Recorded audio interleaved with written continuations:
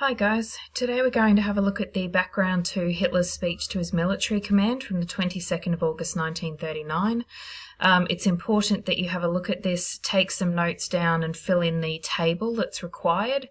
You will find some sections of this don't have information because it is important that you practice finding some of this for yourself.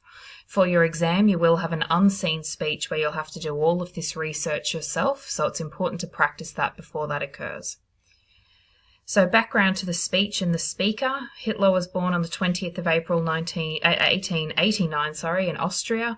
He was a decorated soldier from World War I who received an award for actually going back and saving his men in the trenches.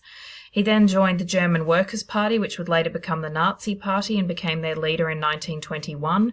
In 1923, he tried and failed to take power in Germany and was sent to prison. During this time, he dictated his novel or his book, Mein Kampf, which was released in 1924, and gained popularity by attacking the Treaty of Versailles that had been given after World War I and promoting German power. He also used communism, capitalism, and the Jewish people as scapegoats to blame the problems the Germans were facing. By 1933, the Nazi Party were the largest political party in the Reichstag, which is their parliament, and Hitler was appointed the Chancellor, or the leader. He then passed an enabling act that turned Germany into a dictatorship, with himself as the dictator. He had a lot of positive effects initially on Germany. He brought about a rapid recovery economically from the Great Depression, and then he began to annex territories that had belonged to Germany previously but were taken away in the Treaty of Versailles. This policy, however, did lead to World War II once he invaded Poland. In 1941, he ordered the invasion of the Soviet Union, and it was the failure here that turned the war against him. On the 30th of April 1945, he committed suicide with his new wife, Eva Braun, and their corpses were later burned. So what you will now need to do for the historical context section is have a look at the historical context behind the speech. What events were happening in World War II prior to this particular invasion? Where had the Germans invaded previously? Where were they planning to go next? That will give you the historical background for what it is that the Germans were aiming to achieve at this time. So have a bit of a look online and see what you can find.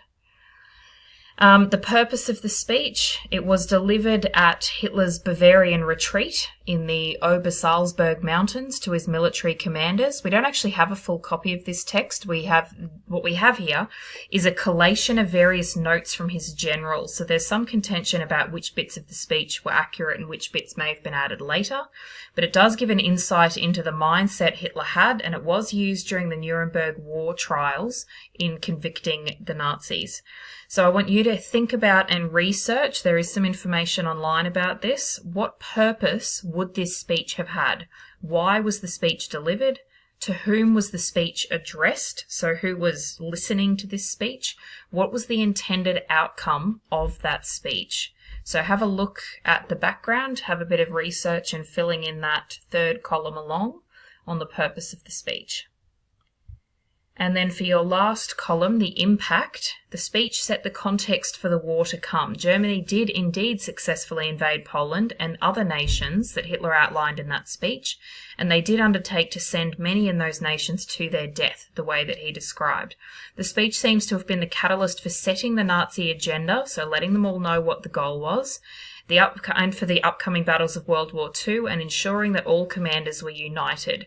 In that respect, it seems very successful because the German army in military command did very successfully follow the plan that Hitler had outlined here. So it seems to have been a very successful speech in motivating and unifying the leaders for the war that was to come.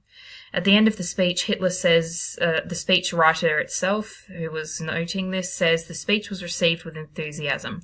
Goering jumped on a table, thanked bloodthirstily, and made bloodthirsty promises. He danced like a wild man. The few that had misgivings remained quiet." So it seems the overall impact was to effectively unite and make sure that the commanders were all enthusiastic about the war that was to come. So make sure you fill in the two sections that this PowerPoint has gone through and research the two that you need to fill in that table ready for class.